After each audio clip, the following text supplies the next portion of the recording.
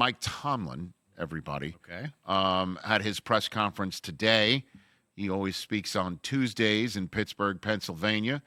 And he was asked about being on the hot seat. And that is today's edition of Straight Outta Tomlin. You are now about to witness the strength of street knowledge. Our kicker is a serial killer. Straight Outta Tomlin.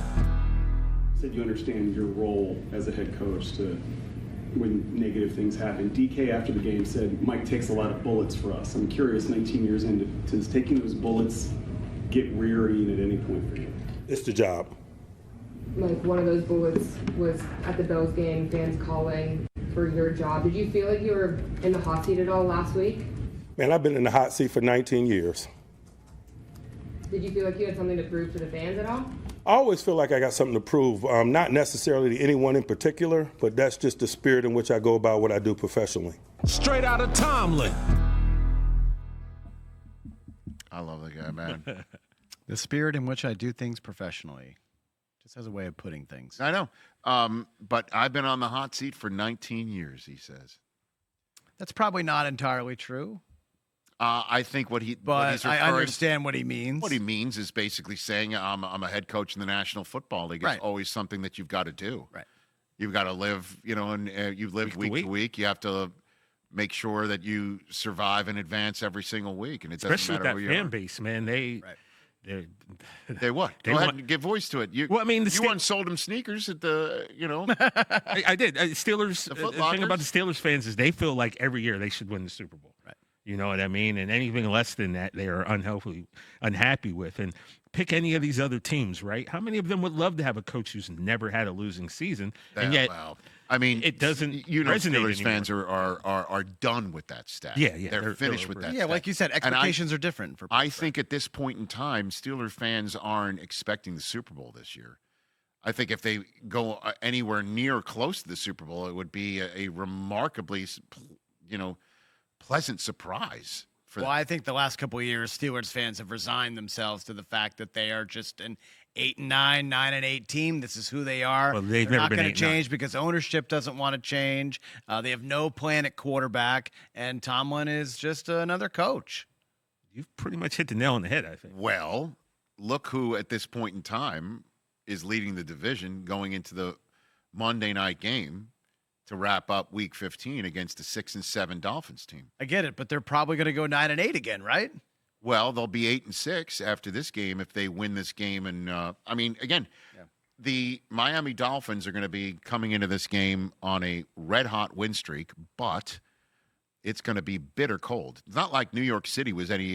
New Jersey was like a day in the park. On No, I was Sunday. surprised too. It came out as hot as he did against that game against the Jets because traditionally in the 30-degree temperature-wise, he does not perform well and does not win those type Who, of Mike games. McDaniel you're talking about? No, Or- Tua. Tua. Well, I mean, again, the way through is Achane, who got hurt, but he almost had 100 rushing yards before he got hurt. He got over 100. He said he scrimmage could have yards again. finished the game, but Well, yeah. guess what? Yeah. He's going to go to Pittsburgh, PA, and that is a massive contest. Yeah. But the Steelers, 100% with that win last week, have set themselves up They did. to take care of business over the final month of this season.